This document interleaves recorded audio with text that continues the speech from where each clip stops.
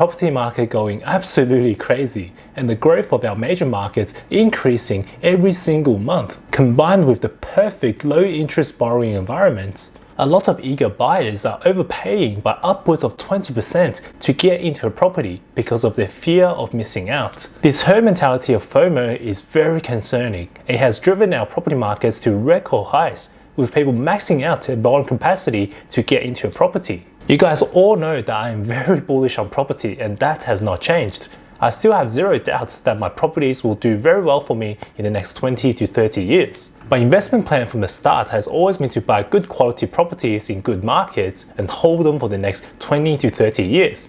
And I'm not about to change that plan. There are some very concerning signs in some of our markets, and I believe we need to start preparing for a worst case scenario. Now, I'm not going to sit here and tell you that the property market is about to crash, because I have no way of predicting when a property crash might happen, nor does anyone who claims to know exact time when a property market will crash.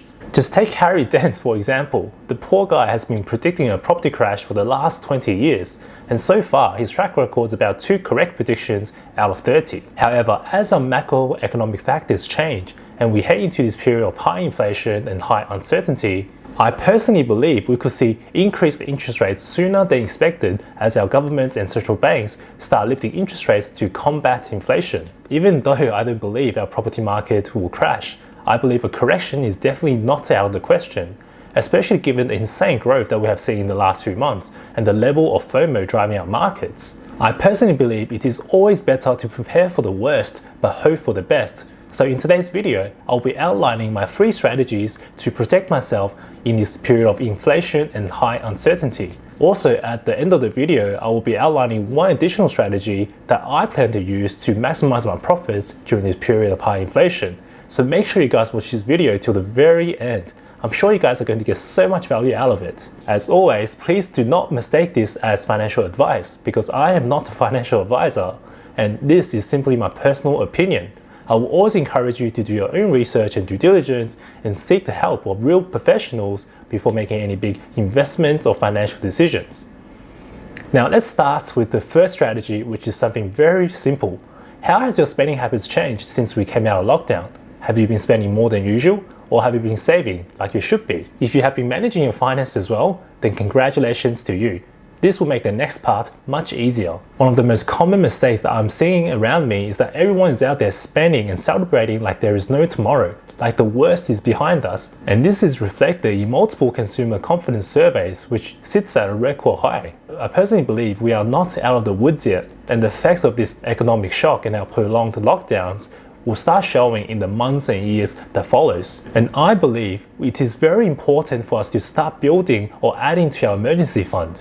Now let me ask you some very simple questions. If you are a homeowner and you have a mortgage, do you have 6 months of repayments saved up just in case you get injured or you lose your job and you can no longer work? Do you have adequate income and health insurance in place to protect yourself for any unforeseeable events that might affect your ability to make repayments? If the Reserve Bank of Australia suddenly decides that inflation is getting out of control and they decide to increase the interest rate by 1 or 2%, do you still have the ability to make repayments? For all of these reasons, I believe it is absolutely crucial for you to start building an emergency fund or start adding more money towards your existing one as we head into this period of increased uncertainty. How much your emergency fund should be really depends on your personal circumstances. I personally have an emergency fund that can pay my living expenses and my mortgage for up to 1 year, as well as 1 year's worth of additional funds that I can withdraw from safe haven assets that I can cash out quickly to get the money, such as gold and silver.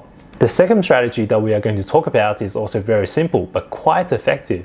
And that is to lock in the interest rates, the record low interest rates that we are currently seeing, and lock it in for a long period of time. Currently, there is a lot of competition between the banks, and they are all trying to one-up each other with attractive refinance offers and long-term fixed rates.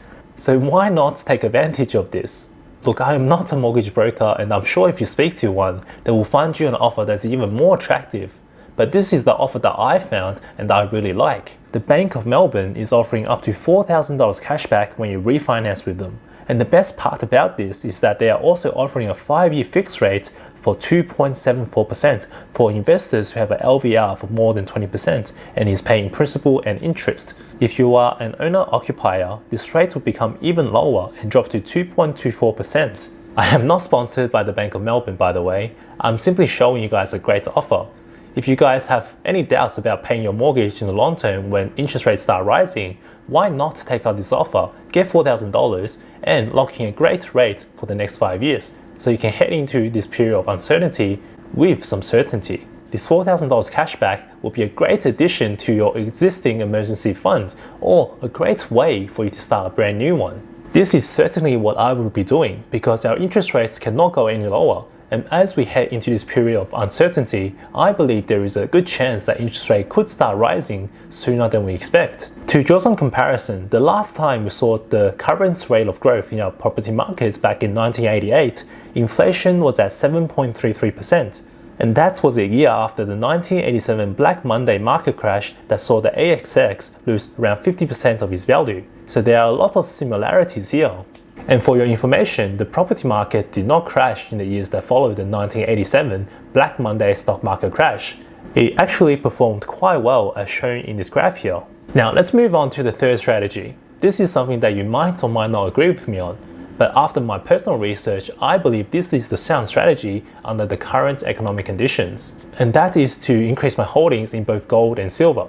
Gold has historically performed very well during times of high inflation and high uncertainty, as well as after economic shocks. If we look at the gold price over the last 30 years, we will see that gold performed well after the 2001 dot-com crash, and then extremely well in the years that followed the 2008 global financial crisis, and once again rose sharply after the 2020 pandemic. I personally believe gold has the potential to perform extremely well in the coming years. And if we are to entertain the idea that a major property crash is coming, then we need some insurance in the form of gold. Gold is very liquid and it can be sold quickly to access the money that we need if the worst was to happen. And that's why I have invested a good chunk of my emergency fund into gold.